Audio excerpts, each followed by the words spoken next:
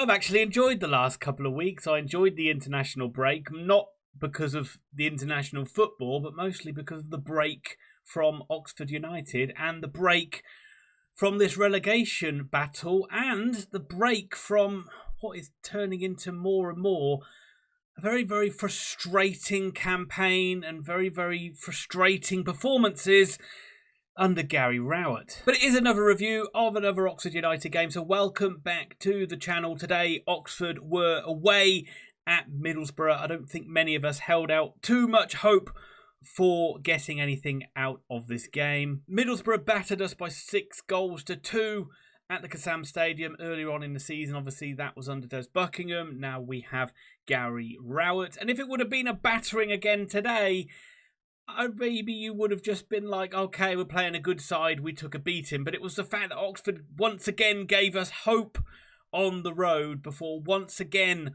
falling to defeat, which just leaves you very frustrated once again. And I'm going to say it just kind of one way or the other, just looking forward to this season to end. Was it finished? And congratulations to Middlesbrough for a fine comeback win.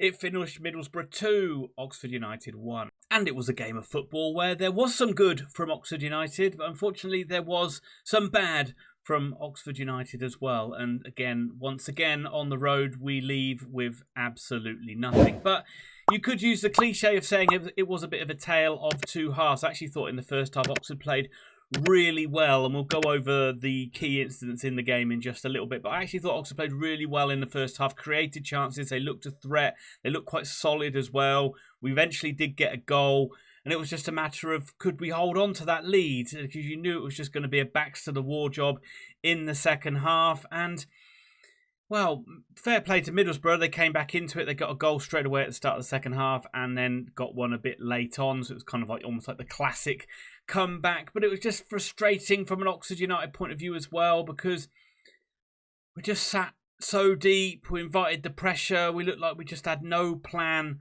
of trying to address the tide of the momentum that Middlesbrough were able to gain in that second half. And once again, for large parts, particularly in that second half, I'm just scratching my head, wondering where the goals are going to come from, and also just scratching my head and thinking, are we really good enough to be at this level? And I have to once again say, I don't think that we are. And I'm sure there'll be a lot of Oxford fans that agree with me. There'll be some that disagree with me as well. I'm sure there'll be a lot of anger about every single decision that Gary Rowett made throughout the game as well. And I'm sure there'll be some Boro fans down in the comments who are very gracious in victory. You were in the 6-2 win over Oxford at Kassam Stadium, and I'm sure you will be again.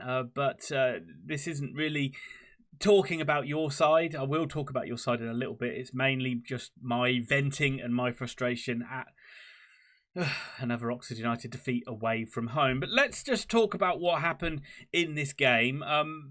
Gary Rowett set up with wing-backs, similar system as what we did against Norwich, where we did come away with a decent 1-1 draw. And I thought for the first half in this game, Oxford actually played very well, as I said earlier on. You saw Matty Phillips come into the side, play left wing-back. That wasn't a problem because he did well against Norwich when he came on in that role earlier on just a few games ago. Cameron Brannigan was missing through injury. Hopefully it's not too bad. They have said it's not too bad, but that remains to be seen. So it was Matos and Volks in the middle, and then you had Placheta, Dembele and Harris kind of leading the line. You were hoping Dembele would kick on from that winning goal that he had against Watford last time out. But as I said, Oxford looked pretty good. They looked pretty bright early on. They put Boro under pressure. They were winning some second balls.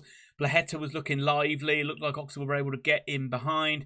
And most frustratingly of all, we created chances for once, but we did not take them. Not surprisingly, set pieces and Will Volk's long throws were where Oxford looked their most dangerous. There was a Kieran Brown swing of the leg in the first couple of minutes, where maybe if he'd left it, maybe Phillips would have been a bit more of a calm head. Placheta then just a couple of minutes later missing a real golden chance to put Oxford in the lead early in this game. Matt Phillips actually doing very well on the left-hand side, put a lovely ball across.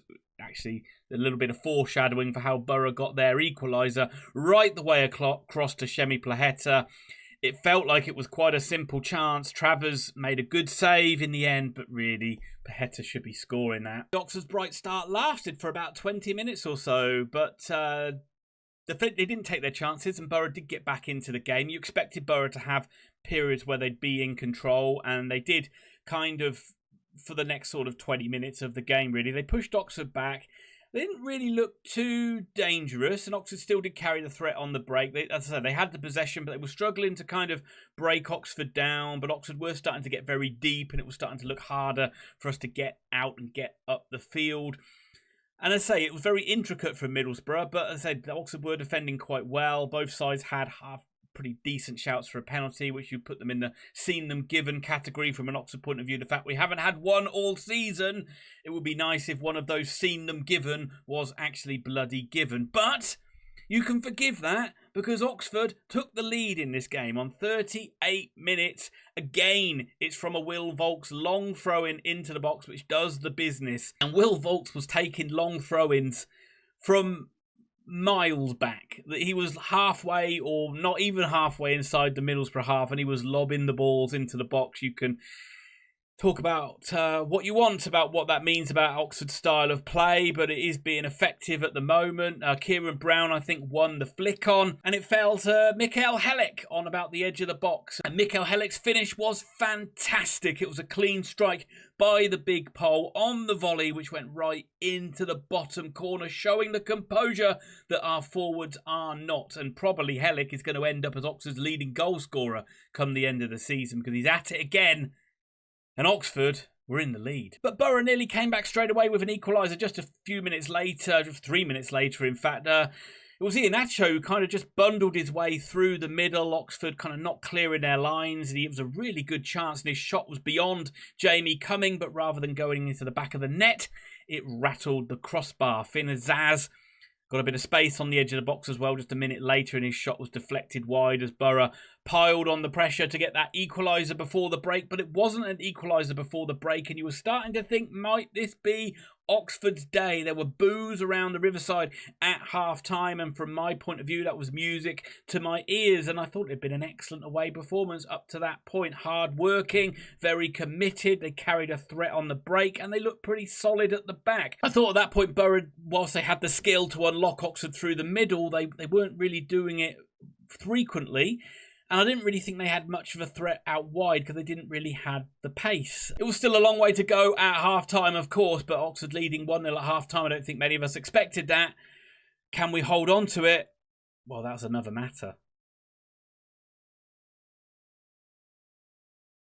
And the second half, unfortunately, was a very different story. And Oxford's attempt to hold on to the lead lasted only 2 minutes. On 47 minutes, Boro gets straight back into this game. Ilin Jr., who really came into this game well in the second half, down the Middlesbrough left. It was a wonderful ball across right behind the defence, and Iheanacho, whilst Plaheta couldn't tuck it home in the first half, he makes no mistake tucking it home. I think that's his first Middlesbrough goal. We've been much maligned by the Middlesbrough fans. Maybe that will get them off his back.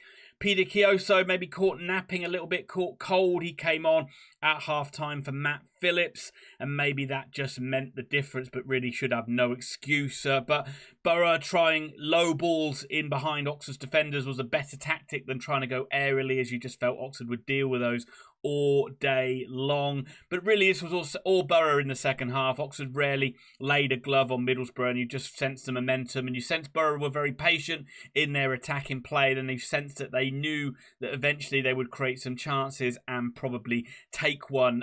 Gary Rowett made lots of changes, particularly a triple change he made on 65 minutes, but Oxford did kind of need it, all the front three being replaced with Tom Bradshaw coming on as well. First time we've seen him from a long time from injury, and Oxford were really struggling to get up the pitch. And once again, it seemed like when we did, we were all we could do was just try and force a corner or force a throw in, because that seemed like our only real route to goal.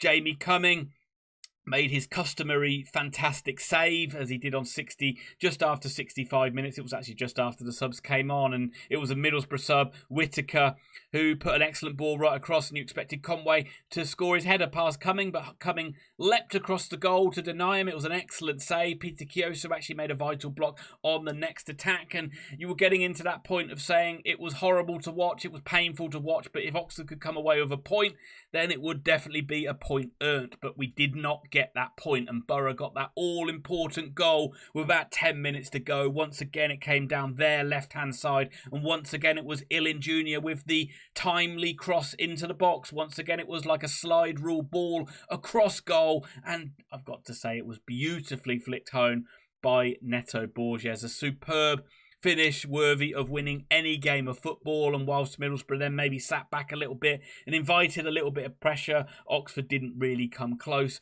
to getting an equaliser. A couple of Tyler Goodrum efforts late on, but once again, it's a familiar story. Oxford take a lead in an away game. Oxford end up losing said away game.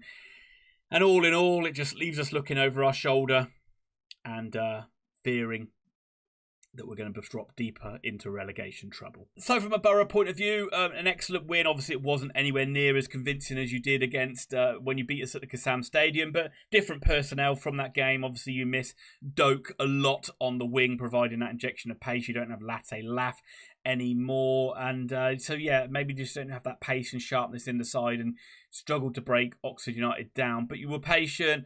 Early goal in the second half certainly helped you, and I thought from that point, really, there was only going to be one winner in the game. It was just a matter of whether Oxford could just about frustrate you and hang on and cling on for the draw. But yeah, so from an Oxford point of view, we're good in the first half, bad in the second half. You can put the flip side of that on Boro, and you keep your playoff chances alive. You've got some players coming back. Vandenberg came off the bench. That's an important one. I think you've got Riley McGree coming back soon. Not sure how long you're going to be waiting for Doak, Edmondson, Ayling, people like that, important players that you've got to come back in. But you're still giving yourselves a chance, Boro fans. You've been very inconsistent through this season. But it seems to be for you guys that you get one step closer, two steps back, that sort of thing. But you're keeping yourself in there, in with a chance of getting into these playoffs. Do you think you can get there? Do you think you've got enough quality to get into the playoffs? And ultimately, if you get in the playoffs, do you think you can win them? But from my point of view, Middlesbrough deserved the win overall with that second half display.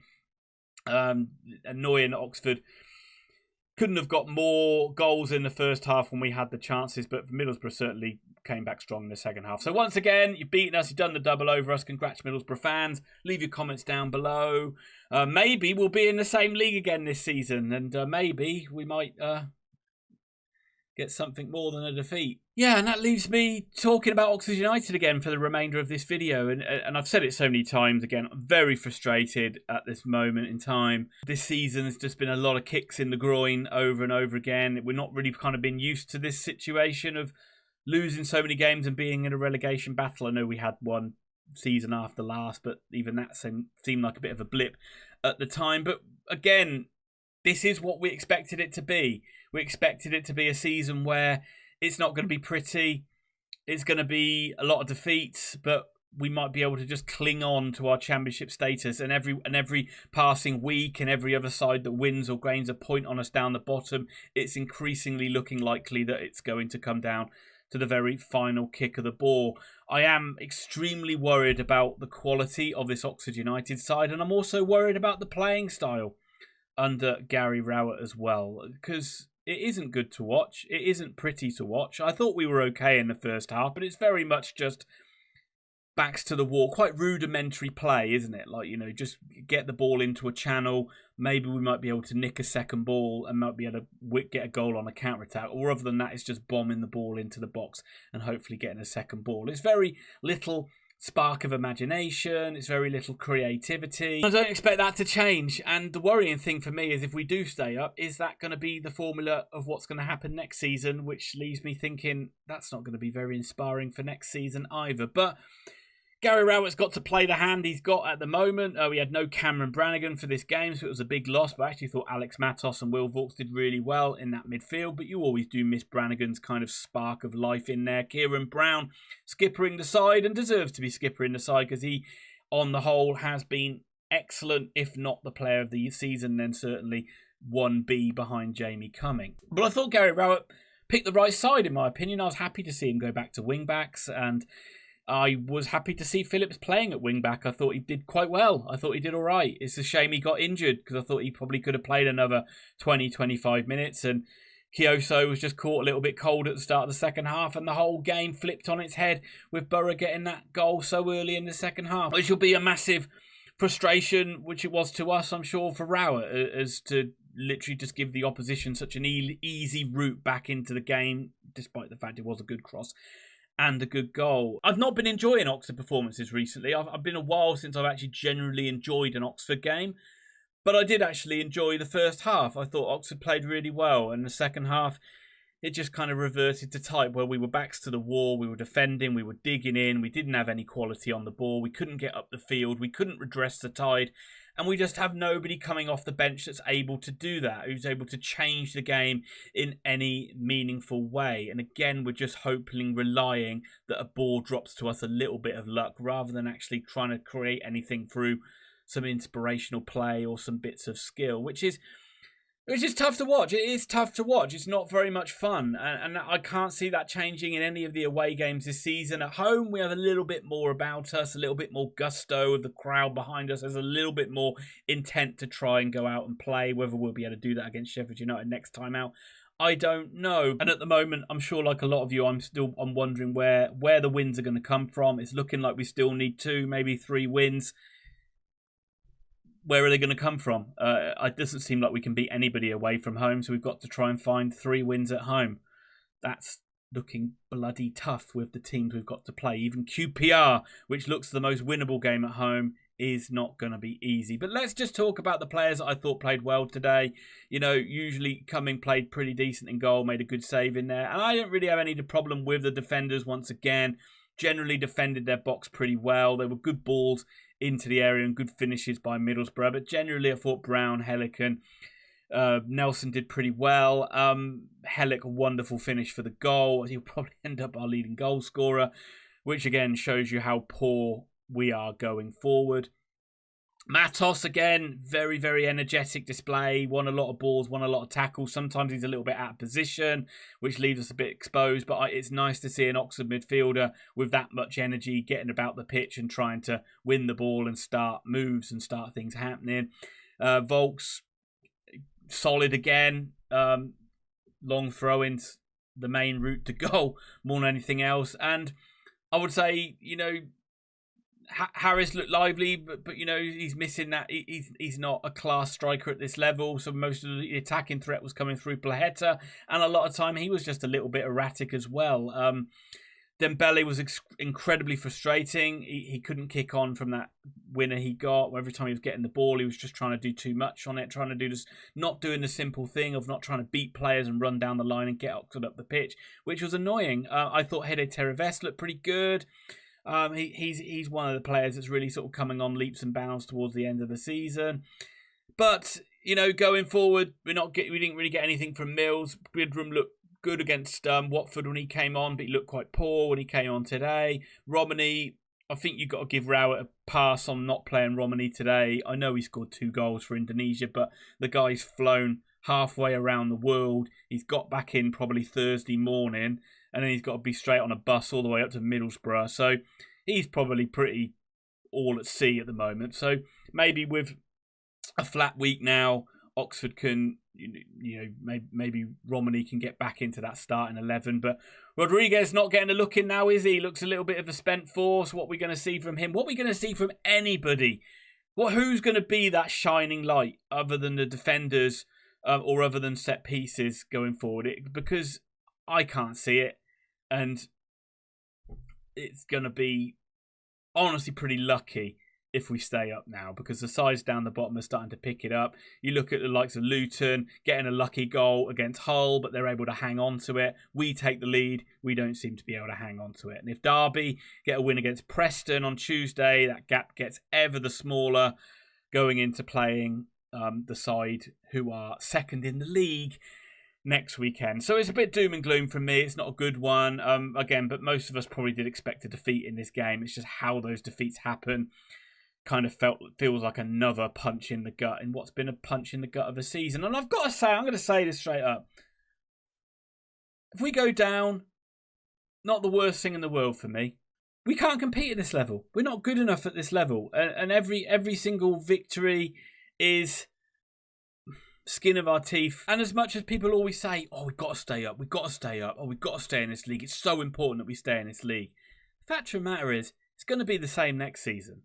And it may, at some point, it may even be worse. That we don't get these little spirited runs where we pick up these flurry of wins, and we could end up being bottom and relegated by a mile. And that sounds doom and gloom, but I just don't see the quality of football changing.